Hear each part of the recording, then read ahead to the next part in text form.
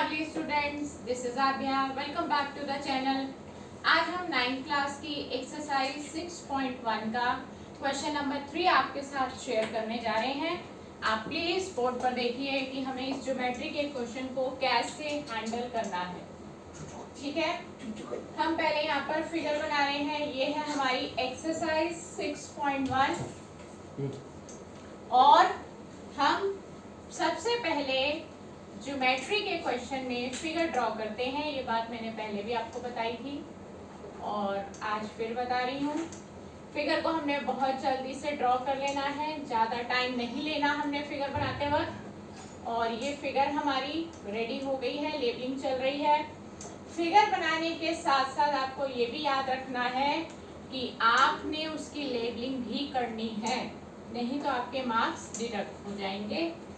अब आप ध्यान से देखिए, आपके पास भी एनसीईआरटी होगी और आपको ये फिगर अपनी बुक में दिखाई भी दे रही होगी.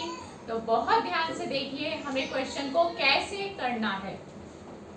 सबसे पहली कैटेगरी हमारी आती है गिवन की और इसमें हम लिख रहे हैं कि हमें क्वेश्चन में क्या दिया है. हमें क्वेश्चन में दिया है angle P Q R is equal to angle P R Q. अब देखिए, जब 3 अल्फाबेट में नाम लिखा जाता है एंगल का, एंगल की नेमिंग 3 अल्फाबेट में लिखी जाती है, तो जो सेंटर वाला अल्फाबेट होता है एक्चुअली में एंगल उसी पर बन रहा होता है. एंगल पी क्यू आर, देखिए पी क्यू आर यानी कि this one is the angle P Q are और हम इसको 1 नेम दे रहे हैं अपनी तरफ से. जब हम किसी एंगल को नेम देंगे अपनी तरफ से तो पहले फिगर में वहां पर मेंशन करना जरूरी है. ऐसे ही पी आर क्यू, ये है P R Q, P R and Q. तो this one is the angle P R Q और इसको हमने एंगल 2 मार्क कर दिया है. राइट, अब हम यहाँ पर लिख भी सकते हैं that is angle 1 is equal to angle 2, यानी कि हमने इनको नेम दे दिया है 1 and 2. हमने ये नेम अपनी कन्वीनियंस के लिए दिया है ताकि हमें बार बार 3 अल्फाबेट में नाम ना लिखना पड़े. नेक्स्ट कैटेगरी यहाँ पर लिखा है देन प्रूव दैट. अगर कोई चीज हमें प्रूफ करनी है तो उसको हम टू प्रूफ की कैटेगरी में डालते हैं. अगर फाइंड करना होता है तो टू फाइंड की कैटेगरी में डाला जाता है. अगर हमें कोई चीज प्रूफ करके दिखानी है, शो करनी है, तो उसको हम टू प्रूफ की कैटेगरी में डाल देते हैं. अब देखते हैं कि क्या प्रूफ करना है. Angle P Q S is equal to angle P R T. ये भी 3 अल्फाबेट में है और है क्या, P Q S. P Q S. अब ये एक्सटीरियर एंगल है, यहाँ पे भी एंगल क्यू पे बन रहा था, यहाँ पर भी एंगल क्यू पे बन रहा है. ये इंटीरियर था और ये एक्सटीरियर है, तो इसको भी हम एक नेम दे देते हैं 3. और ये है पी आर टी, ये भी हमारा एक्सटीरियर एंगल है P R T and this is a P R T. इसको 4 दे देते हैं और यहाँ हम मेंशन कर देते हैं कि हमारा एंगल है 3 and 4 प्रूफ करना है. सॉरी, देखिए अब हमने सारी इंफॉर्मेशन ले ली है क्वेश्चन में से और यहाँ पर मेंशन भी कर दिया है कि क्या फिगर दी है, क्या गिवन है, क्या प्रूफ करना है.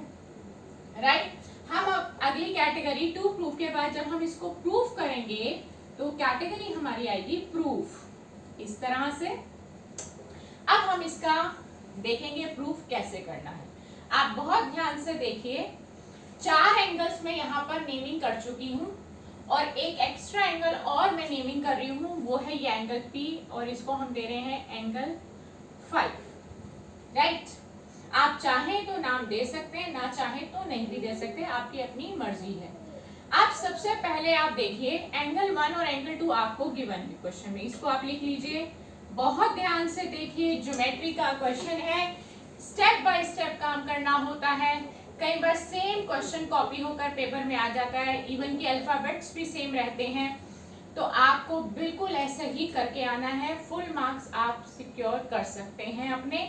आप बहुत ध्यान से देखिए, एंगल 1 और एंगल 2 इक्वल है, ये हमें क्वेश्चन में दिया हुआ है. आप इसको फर्स्ट इक्वेशन दे दीजिए और रीजनिंग इसकी कर दीजिए कि ये हमें दिया हुआ है. अब आप देखिए कि आपके पास एक एंगल 4 है जो एक ट्राइंगल फॉर्म हो रहा है PQR। PQR ट्राइंगल के अंदर एंगल 4 आपका एक्सटीरियर एंगल है, और एक्सटीरियर एंगल की मैंने आपको प्रॉपर्टी बताई थी, exterior angle is the sum of two opposite interior angle. ये अंदर बनने वाले 3 एंगल में से साथ वाले को छोड़कर बाकी दो का सम होता है। तो वही प्रॉपर्टी हम यहाँ पर अप्लाई करने जा रहे हैं। तो angle 4 is equal to 1 + 5, angle 1 + 5। क्यों साथ वाला नहीं लेना? अंदर ट्राइंगल के अंदर 3 एंगल बन रहे हैं, आपने साथ वाले को छोड़ देना है, बच गए 2, उन्हीं का सम है ये एक्सटीरियर एंगल। इसको भी आप नंबर 2 इक्वेशन दे दीजिए और ब्रैकेट में लिख दीजिए bye exterior angle property, right. आगे चलते हैं। सिमिलरली जब आप इस साइड पर देखेंगे, यानी कि मेरी लेफ्ट हैंड साइड, बोर्ड की लेफ्ट हैंड साइड को देखेंगे, तो आपको एक एंगल 3 नजर आ रहा है, दिस वन, और ये भी इस ट्राइंगल के लिए एक एक्सटीरियर एंगल है। और एक्सटीरियर एंगल 2 एंगल्स का सम होता है, अंदर वाले ट्राइंगल के अंदर बनने वाले 2 एंगल्स का सम होता है। और वो 2 एंगल कौन से लेने हैं मैंने आपको बता दिया कि साथ वाले को बस नहीं लेना, यानी कि पड़ोसी नहीं लेना। 3 का पड़ोसी है 1, आपने 1 को स्किप कर देना है, 1 नहीं लेना, तो बच गए 2 और 5। तो हमारा जो एंगल 3 है वो 2 और 5 का सम है, और ये भी आपकी नंबर 3 इक्वेशन हो गई। और इसके लिए भी रीजन यही आया, बाय एक्सटीरियर एंगल प्रॉपर्टी। ये बात जो भी मैं यहाँ पर रीजनिंग दे रही हूँ वो सभी की सभी रीजनिंग जरूरी है। मैं कोई भी एक्स्ट्रा काम नहीं कराती, क्योंकि जितना क्वेश्चन की डिमांड है उतनी ही हमें स्टेप बाय स्टेप आंसर देना होता है। एक्स्ट्रा या फालतू लिखने के कोई मार्क्स नहीं होते। मेन जो काम है वही हम करवा रहे हैं। मेरे कराए हुए काम में आपको कोई एडिटिंग करने की जरूरत नहीं है। अब मैं यहाँ पर लिख रही हूँ from first, second and third. आप तीनों इक्वेशंस को ध्यान से कंपेयर करिए, हम यहाँ कंपैरिजन कर रहे हैं। या फ्रॉम नहीं लिखना तो आप ये भी लिख सकते हैं ऑन कंपैरिजन। जब हमने कंपैरिजन किया इनका 1 2 3 तीनों इक्वेशंस का कंपैरिजन करने पर हमें क्या मिला, वी गेट, हमें क्या मिला है उसको हम ध्यान से देखते हैं। देखिए अब मैं आपको ध्यान से फोकस करवा रही हूँ कि हमें क्या मिला और क्या हमने कंपेयर किया है। आप सबसे पहले सेकेंड और थर्ड को देखिए। मैं जिस चीज को हाईलाइट कर रही हूँ आप उसको देखिए। सेकेंड एंड थर्ड इक्वेशन की राइट हैंड साइड पर फोकस करिए। आप क्या ऑब्जर्व करते हैं कि यहाँ पर भी एंगल 5 है और यहाँ पे भी एंगल 5 है। तो जब दोनों में एंगल 5 है वो तो सिमिलर हो गए, यानी कि कॉमन हो गया, यानी कि सेम हो गया। एंगल 5 की जो मेजरमेंट यहाँ होगी वही मेजरमेंट यहाँ होगी, तो ये वाला पोर्शन तो बिल्कुल सेम हो गया। फिर आप देखिए प्लस और प्लस भी सेम हो गए, साइन भी सेम हो गए। अब क्या बचा राइट हैंड साइड में से 1 एंगल 1 एंड एंगल 2। आप देखिए फर्स्ट इक्वेशन में, पहले इक्वेशन में गिवन है ये लाइन कि एंगल 1 और एंगल 2 इक्वल है, तो ये भी इक्वल हो गए।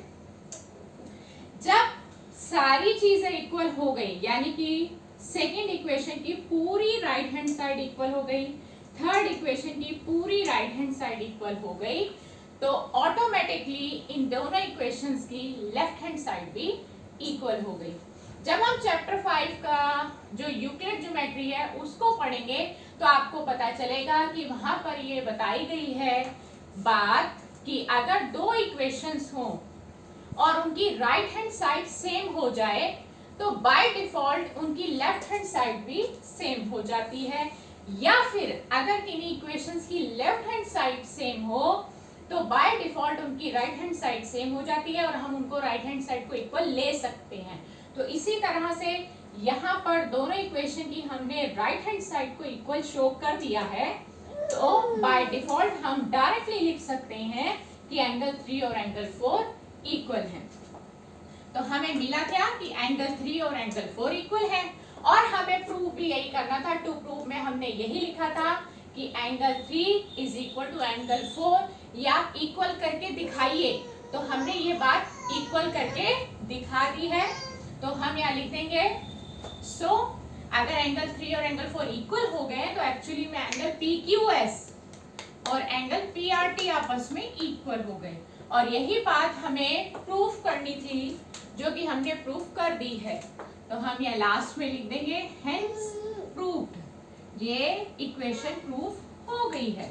तो ये था ज्योमेट्री का क्वेश्चन प्रूफ करने का, और हमने स्टेप बाय स्टेप बहुत ही कम स्टेप्स में आपको ये क्वेश्चन पूरा प्रूफ करके दिखा दिया है। कोई एक्स्ट्रा स्टेप आपको नहीं लेना पड़ा, आपको इसमें कुछ भी एडिटिंग करने की जरूरत नहीं है। एज इट इज आप इसको अडैप्ट कर लीजिए अपने ब्रेन में, और जब ये क्वेश्चन एग्जाम में आएगा तो आप बहुत इजीली इसको कर लेंगे। तो नेक्स्ट क्लास में आपसे फिर मुलाकात होगी बहुत सारे नए क्वेश्चंस के साथ ज्योमेट्री के। Good bye friends.